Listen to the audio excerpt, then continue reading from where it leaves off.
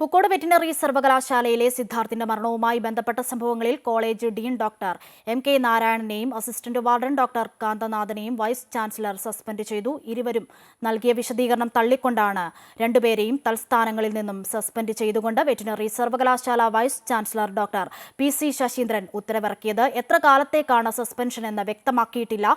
നേരത്തെ governor vice ചാൻസലറെ പുറത്താക്കിയിരുന്നു. തുടർന്നാണ് PC. ശശീന്ദ്രനെ പുതിയ VC ആയി നിയമിച്ചത്. വൈസ് ചാൻസലർക്കെതിരെ നടപടിയെടുത്തെങ്കിലും ഹോസ്റ്റൽ വാർഡന്റെ കൂടി ചുമതലയുള്ള ഡീനിനും അസിസ്റ്റന്റ് വാർഡനുമെതിരെ നടപടിയെടുക്കാത്തതിൽ വലിയ രീതിയിലുള്ള വിമർശനമുണ്ടായിരുന്നു. ഇരുവർക്കും സംഭവത്തിൽ വെറ്ററിനറി സർവകലാശാല വൈസ് ചാൻസലർ കാരണം കാണിക്കൽ നോട്ടീസ് നൽകിയിരുന്നു. തുടർന്നാണ് ഇന്ന് ഇരുവരും മറുപടി നൽകിയത്. സിദ്ധാർത്ഥന്റെ മരണം അറിഞ്ഞതിന് പിന്നാലെ ഇടപെട്ടിരുന്നുവെന്നും നിയമപ്രകാരം എല്ലാം ചെയ്തുവെന്നുമാണ് മറുപടി. പോസ്റ്റ്മോർട്ടം അടക്കം നടക്കുമ്പോൾ നേരിട്ട് ചെന്നിരുന്നുവെന്നും ഇരുവരും അറിയിച്ചിട്ടുണ്ട്. സംഭവത്തിൽ വീഴ്ചയുണ്ടായിട്ടില്ലെന്നാണ് ഇരുവരുടെയും വിശദീകരണം. എന്നാൽ ഇരുവരുടെയും മറുപടി തൃപ്തികരമല്ലെന്നാണ് ഉത്തരവിൽ VC വ്യക്തമാക്കിയിട്ടുള്ളത്.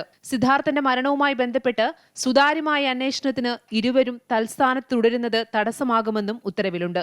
സിദ്ധാർത്ഥന്റെ മരണത്തിൽ അച്ചടക്ക നടപടിയുടെ ഭാഗമായാണ് ഇരുവരെയും സസ്പെൻഡ് ചെയ്തതെന്നാണ് ഉത്തരവിൽ വ്യക്തമാക്കുന്നത്. ഹോസ്റ്റലിലും ക്യാമ്പസിലുമുണ്ടായ സംഭവങ്ങൾ എന്തുകൊണ്ട് അറിഞ്ഞില്ല എന്നായിരുന്നു കാരണം കാണിക്കൽ നോട്ടീസിൽ VC ഇരുവരോടും ചോദിച്ചിരുന്നത്. ഇതിന് ഇരുവരും തൃപ്തികരമായ മറുപടിയല്ല നൽകിയിട്ടുള്ളത്. ഇന്നലെ വൈകിട്ട് 4:30 മുമ്പ് കാരണം ബോധിപ്പിക്കാനായിരുന്നു നേരത്തെ നൽകിയിരുന്ന നിർദ്ദേശം. ഇരുവരുടെയും അഭ്യർത്ഥന മാനിച്ച് ഇന്ന് രാവിലെ 10:30 വരെ സമയം നീട്ടി നൽകുകയായിരുന്നു. വിശദീകരണത്തിനനുസരിച്ചാകും ഇരുവർക്കും എതിരായ നടപടിയുണ്ടാകുക എന്നാണ് നേരത്തെ അധികൃതർ അറിയിച്ചിരുന്നത്. നിലവിൽ കേസിലെ എല്ലാ പ്രതികളും റിമാൻഡിലാണ്. ഇവരിൽ കൂടുതൽ പേരെ പോലീസ് വീണ്ടും കസ്റ്റഡിയിൽ വാങ്ങി ചോദ്യം ചെയ്യും. തുടർച്ചയായി ഉണ്ടായ പ്രതിഷേധങ്ങളെ തുടർന്ന് കോളേജ് അടച്ചിട്ടിരിക്കുകയാണ്. അമൃത ന്യൂസ്, വയനാട്.